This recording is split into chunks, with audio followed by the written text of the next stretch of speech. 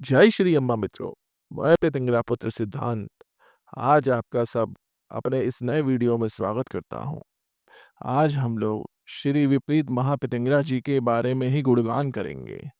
उनके स्त्रोत में दी गई फलश्रुति का हम हिंदी अनुवाद करेंगे और जानेंगे कि उसमें क्या इस स्त्रोत का पाठ करने का महत्व दे रखा है। विपरीत महापितंगरा अम्मन, जो कि पितंगरा जी का एक अन्य रूप, जो कि महापितंगरा के रूप में कहलाया जाता है, फिर वो विपरीता के रूप में जानी जाती हैं। श्री विपरीत महापितंगरा महाअम्मन पर ब्रह्मांड निवासिनी, जय जय श्री अम्मन। तो हम अपना अब नया वीडियो शुरू करते हैं और जानेंगे माता श्री की फलश्रुति के बारे में। तो फलश्रुति हम शुरू करते हैं। वृणोति इमां विद्या शृणोति च सदा पिताम् यावत् कृत्यादिशत्रुणां तक्षरदशक्षणादेव नश्यन्ति मारणं शत्रुवर्गाणां रक्षणाय चात्मनं परम् आयुर्वृद्धि यशोवृद्धि स्थिजोवृद्धि स्थितैव च। अर्थात जो लोग इस महाविद्या को सदैव वरण तथा श्रवण करते हैं, उसी समय से उनके शत्रुओं के समस्त प्रयत्न निष्फल हो जाते हैं। यह स्तोत्र या मंत्र शत्रु वर्गों को मारने वाला है तथा साधक की रक्षा करता है। साधक की आयु की वृद्धि, यश की वृद्धि तथा तेज की वृद्धि होती है। कुबेर वित्ताडय सर्व सौख्यमवाप्नुयात् वायुवादीनाम पशमं विषम ज्वर नाशनम पर वित्तहरा सावे पर प्राणहरा तथा पर क्षोभादिक करा तथा संपत करा शुभाम स्मृति मात्रेण देवेशी शत्रुवर्गालयम गदा इदम सत्यम दुर्लभा देवतैरपि। अर्थात इस मंत्र तथा स्त्रोत का जप करने वाला कुबेर के समान धनवान होकर सारे सुखों को प्राप्त करता है। इस मंत्र के जप से वायु रोग तथा विषम ज्वर नाश हो जाता है। यह स्तोत्र शत्रुओं के धन तथा प्राण का अपहरण करने वाला है तथा शत्रु वर्ग के अंत करण में क्षोभ यानी कि कलेश पैदा करता है। साधक को संपत्ति प्रदान करता है। हे देवेशी, इस स्तोत्र के स्मरण मात्र से ही शत्रु वर्ग नष्ट हो जाते हैं। यह सत्य है, यह सत्य है, यह सत्य है। यह स्तोत्र देवताओं को भी दुर्लभ है।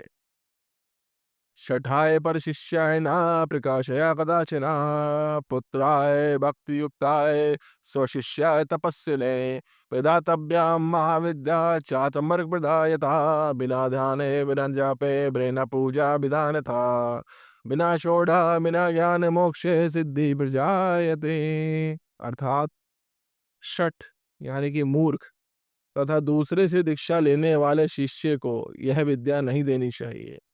यह विद्या केवल अपने पुत्र तथा भक्ति से युक्त अपने शिष्य और तपस्वी को ही देनी चाहिए, क्योंकि इस विद्या को आत्म मार्ग में ही देने का विधान है।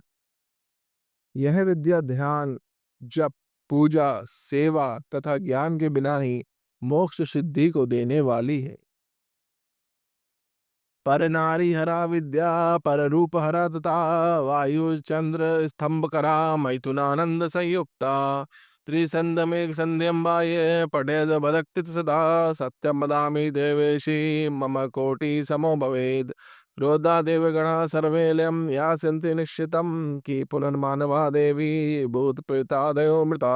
अर्थात यह विद्या शत्रु वर्ग के नारी तथा रूप का अपहरण करने वाली है तथा वायु, सूर्य एवं चंद्रमा की गति को स्तंभित करने वाली है और मैथुन के समान आनंद देने वाली है।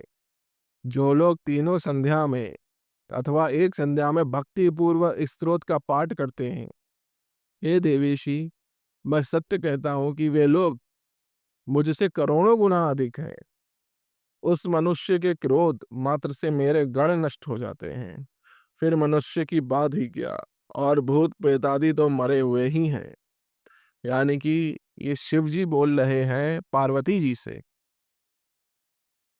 विपरीता समाविद्या न भूता न भविष्यति पठनान्ते पर ब्रह्म विद्या सभास्कराम तथा मातृकाम पठितम देवी दशदा प्रजपेद सुधी वेदादि पटिकाम देवी मातृकानंत रूपणी तथा ही पठिताम विद्या प्रजपे साधकोत्तम। अर्थात इस विपरीत महापतिंगरा महाविद्या के समान आज तक ना कोई विद्या हुई है और ना होगी। सूर्य के समान तेजस्वनी इस महाविद्या के पाठ मात्र से ही मनुष्य पर ब्रह्म के समान समर्थ हो जाता है। भगवान शंकर पार्वती जी से कहते हैं, हे देवी, मातृका से संपुटित कर इस महाविद्या के साधक को 10 बार पाठ करना चाहिए। हे अनंत रूपिणी मातृके, तुम वेदादि से संपुटित हो। इस प्रकार साधक को संपुटित कर प्रतिज्ञा स्तोत्र का पाठ करना चाहिए। मातृका विद्या इस स्तोत्र में निम्न प्रकार से निर्दिष्ट।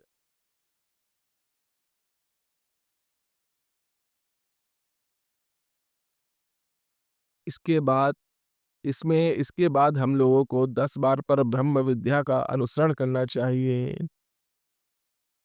ये स्तोत्र का एक भाग्य है। मैं इसको उजागर नहीं कर सकता इस भाग को। जो व्यक्ति इस स्तोत्र को पढ़े और जो इसकी दीक्षा ले रखी हो वही इसको कर सकते हैं। साधक अपने मन को वश में कर तथा दीनता एवं हीनता का प्रत्याग कर भोग रोग कामनी तथा मोक्ष को भगवती के निर्मित अर्पण कर इस स्तोत्र का पाठ तथा जप करें।